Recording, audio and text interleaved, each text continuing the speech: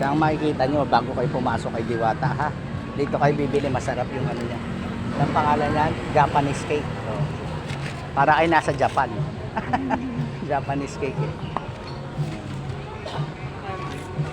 Kayo muna isa, isasabay ko muna sa kape ko.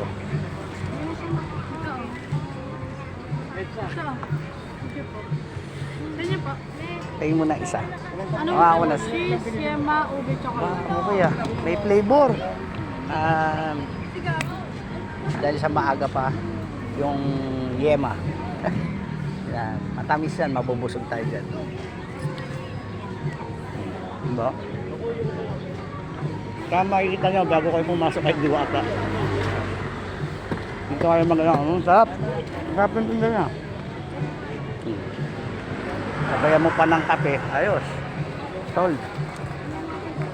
Tapos pag nauha kayong tubig, pasok lang kayo dyan, inom lang kayo kay Diwata. Libre tubig. Ayan, nandun tayo nakapark. Umaga yun, oh.